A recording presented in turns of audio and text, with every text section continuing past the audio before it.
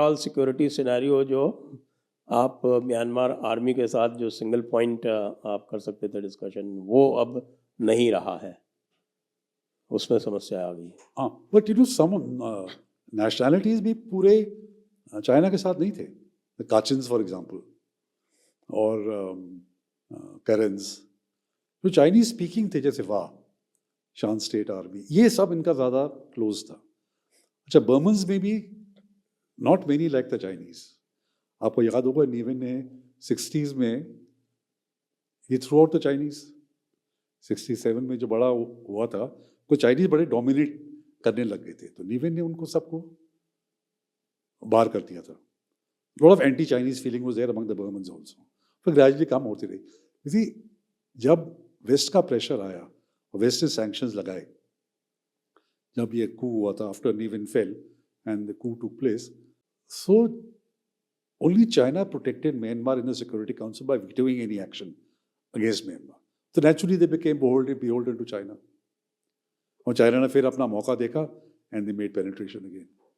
आज की डेट में मैंडले तक चाइनीज इन्फ्लुएंस बहुत है, lot of Chinese influence in Mandalay.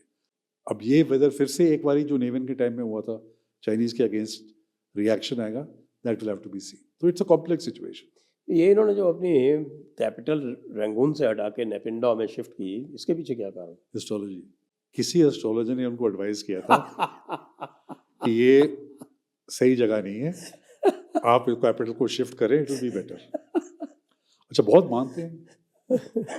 Can you imagine, Newan इतना तक मानता था कि उसने अपने currency, only country in the world जहाँ 45 चार्ट का नोट था, 45 chart and 90 chart, not 50 not 100, because astrologer ने कहा था कि ये 50 और 100 सही नहीं है, इसको 45 और 90 करो। तो करेंसी 45 चार्ट में कभी सुना है? It's because of astrology. मुश्किल है यकीन करना, बट दैट्स द रियलिटी।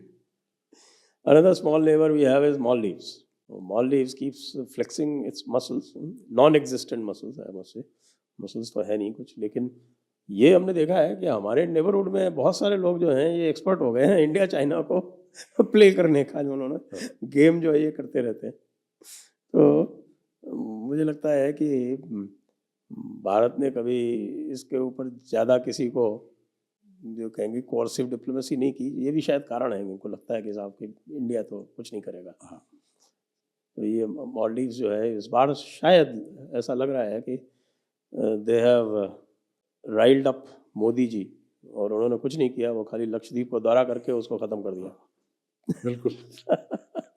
अब तो इतने होटल्स बनने लगे लक्षद्वीप में, proposals. Now they have announced bases in Minicoy and Lakshadweep, Agatti and, तो मालदीव्स का ये अगाटी एंड मिनिकॉय में बेसेस तो खैर बहुत छोटे आइलैंड्स हैं, I don't know how large the base can be, but still signal, you know. But this chap जो उनका जो प्रेसिडेंट बना है, मुइजू व्हाटएवर, जो छोटे नेशन में जैसे even Nepal, anti India is becoming to get popularity. Anti India होंगे तो सोचेंगे हम कितने, ये वही कर रहा है, बेवकूफ़ी है। बिकॉज हमेशा इंडिया ने बेल आउट किया है मालदीव्स को। पानी की जब समस्या हुई थी डिकेड और 2 ago, India bailed out sending so much of water. अब देखिए, अब पता नहीं कितने साल में Maldives going to go under water, तो लोग कहाँ जाएंगे? चाइना तो नहीं जाने वाले, आएंगे तो they will come to it, India will be bailing them out. और अभी भी जो उनकी डेट सिचुएशन है which is growing, ultimately now they're looking to India to bail them out.